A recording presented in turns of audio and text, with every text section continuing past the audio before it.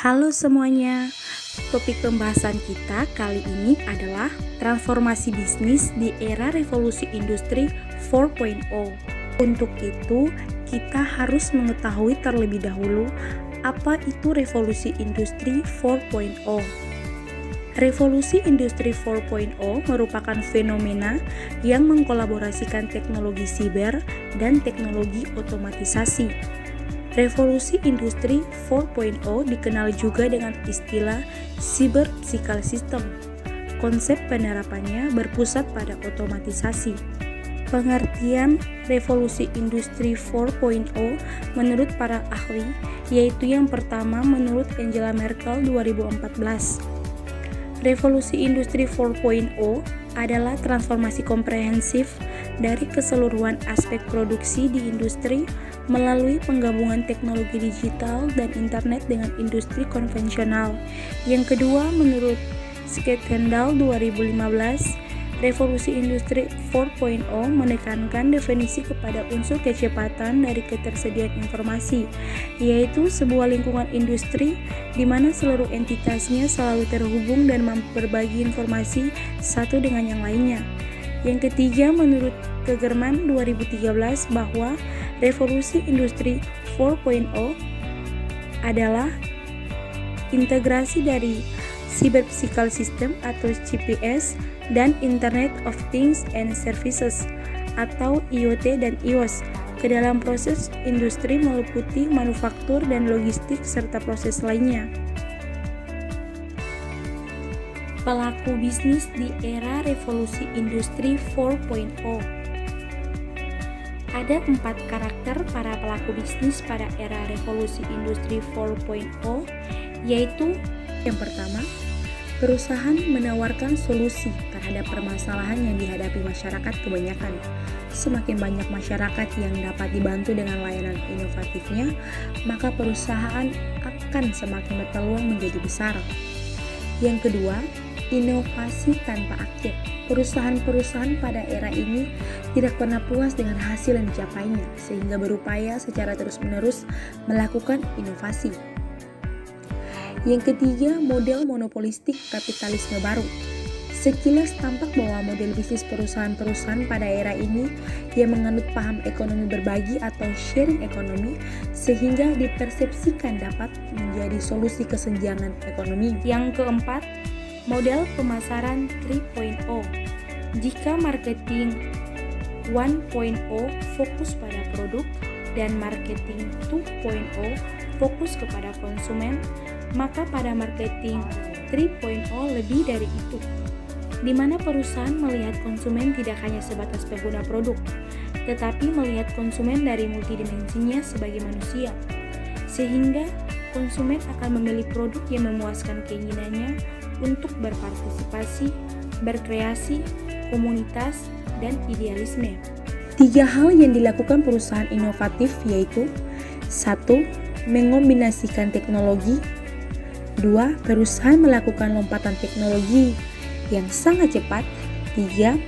Perusahaan menawarkan solusi terhadap permasalahan global. Ketiga, peluang bisnis baru pada era revolusi 4.0. Yang pertama, fintech atau finance technology. Para generasi milenial menjadi salah satu target utama dari perusahaan fintech. Hal tersebut dikarenakan ada banyak perusahaan fintech yang memberikan kemudahan dalam pengelolaan keuangan. Tidak hanya itu, fintech juga memberikan kemudahan dalam urusan pembayaran dalam transaksi jual beli.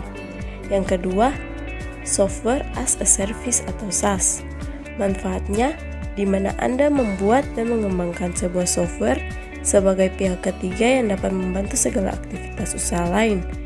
Contohnya, aplikasi absen yang merupakan salah satu cara absen secara online. Yang ketiga, cloud hosting.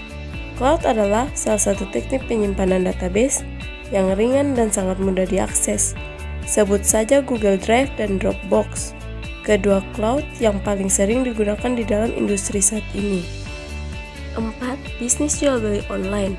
Bisnis jual beli online secara online menjadi semakin menjanjikan di revolusi industri 4.0, karena tidak perlu menyediakan biaya operasional yang tinggi, sistem pembayaran cash on delivery, virtual account, hingga berbagai pembayaran lewat perusahaan fintech yang telah membuat bisnis jual beli online terus berkembang. Yang kelima, on-demand service.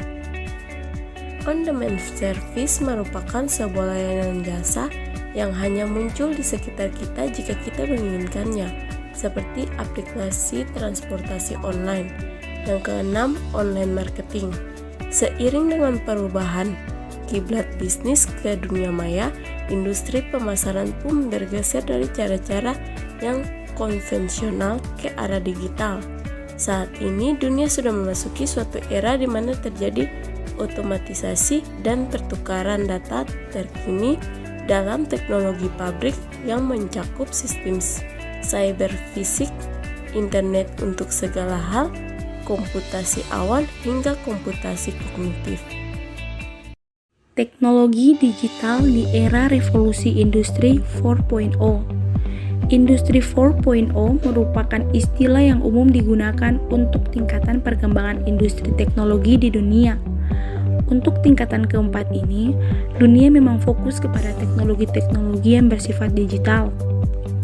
Ada 5 teknologi yang menjadi pilar utama dalam mengembangkan sebuah industri siap digital, yaitu yang pertama, Internet of Things atau IoT.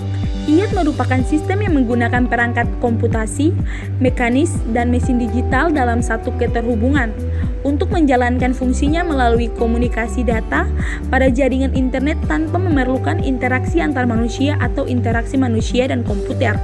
Sistem IoT mengintegrasikan 4 komponen, yaitu yang pertama perangkat sensor, yang kedua konektivitas, yang ketiga pemrosesan data, yang keempat antarmuka pengguna.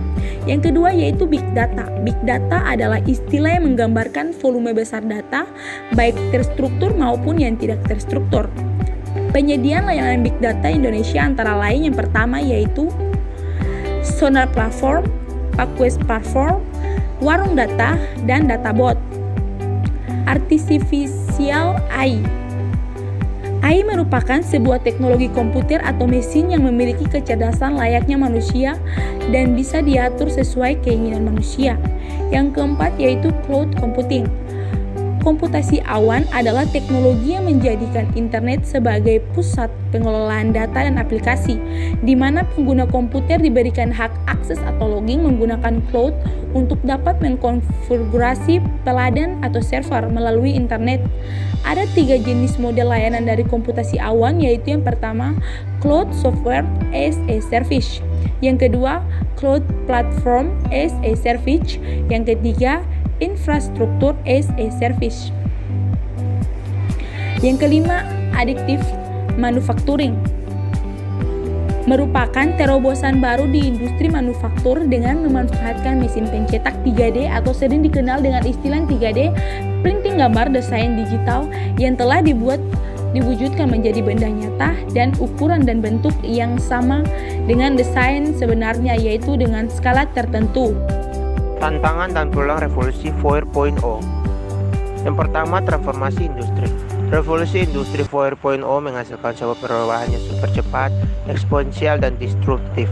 Industri-industri lama dirusak sehingga menghasilkan industri-industri baru dengan permainan yang baru, model bisnis baru, dan fluid proportion baru. Yang kedua, ketimpangan ekonomi. Tantangan yang paling pelik dari revolusi industri 4.0 adalah melebarnya ketimpangan ekonomi antara pemilik modal baik fisik maupun intelektual dengan penduduk yang mengandalkan tenaga kerja murah. Yang ketiga, pengangguran massal. Di era industri 4.0 semakin banyak pekerjaan manusia yang tergantikan oleh robot, tak hanya pekerjaan-pekerjaan yang bersifat repetitif, pekerjaan-pekerjaan analitis, dan beragam profesi seperti dokter, pengacara, analisis keuangan, konsultan pajak, wartawan, akuntan, hingga pemerintah. Disrupsi industri akibat revolusi digital 4.0. Disrupsi adalah sebuah era terjadinya inovasi dan perubahan besar-besaran yang secara fundamental yang mengubah semua sistem, tatanan, dan landscape yang ada ke cara-cara baru. Contoh umumnya seperti pembayaran sekarang dapat dilakukan secara digital, transaksi jual beli bisa dari mana saja tanpa terbatasi ruang, Dan yang paling mencolok adalah penggunaan teknologi dalam melakukan proses pekerjaan. Untuk itu ada beberapa contoh disrupsi industri terhadap beberapa sektor, diantaranya 1. Keuangan. Disrupsi yang terjadi dalam industri keuangan sebagai contoh, sekarang kita dapat membuka akun rekening baru dari mana saja tanpa melihat alamat domisili. Pengajuan kredit juga sudah bisa dilakukan secara online, sehingga jangkauan penyaluran kredit ke masyarakat akan jauh lebih luas. 2. Pendidikan. Dulu pendidikan tentu tidak bisa diakses oleh semua orang dengan mudah. Perlu mendaftarkan diri ke lembaga pendidikan yang terpercaya, lalu mengikuti serangkaian kursus yang panjang. Namun belum tentu semua pembelajaran itu bisa diterapkan langsung di lapangan. Dengan bantuan teknologi, masalah tersebut bisa teratasi. Siapapun bisa mendapatkan dan mengikuti pelatihan yang dibutuhkan kapanpun dan dimanapun. 3. Kesehatan. Dalam sektor kesehatan, dengan kemajuan teknologi yang pesat dapat membuat kita mengetahui sumber penyakit hingga ke titik DNA. Sekarang orang dapat dengan mudah membuat janji dengan dokter. Sudah terdapat banyak aplikasi konsultasi virtual bersama dokter yang dapat digunakan untuk langsung membuat janji temu dalam satu kali klik. 4. Retail.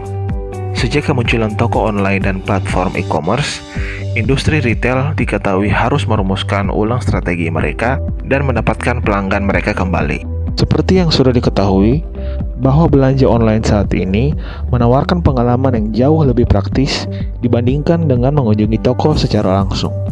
5. Layanan pelanggan. Sebelum hadirnya chatbot, proses layanan pelanggan bisa dibilang cukup merepotkan. Sejak munculnya teknologi chatbot, baik pelanggan maupun perusahaan bisa saling berkomunikasi dengan lebih efektif.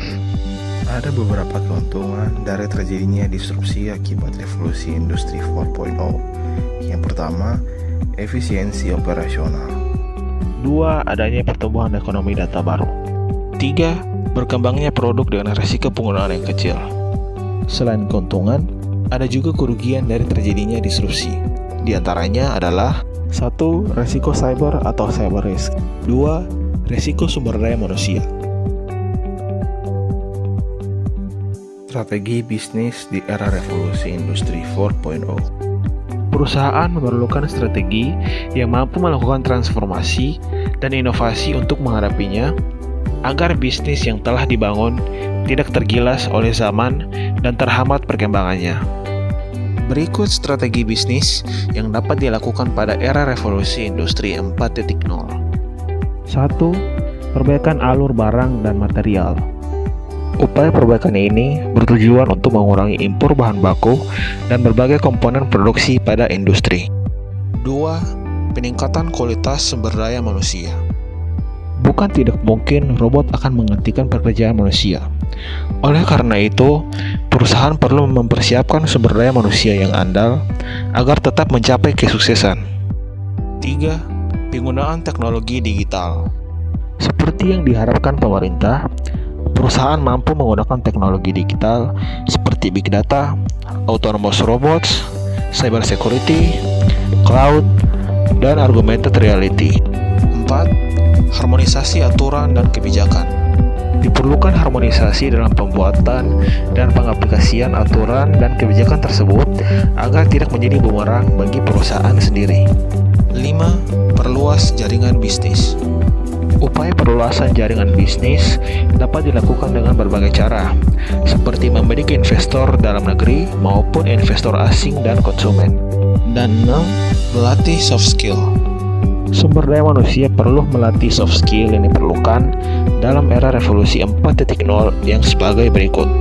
Complex problem solving, critical thinking, people management, coordinating with others, emotion intelligence, judgment and decision making, service orientation, negotiation, dan cognitive flexibility.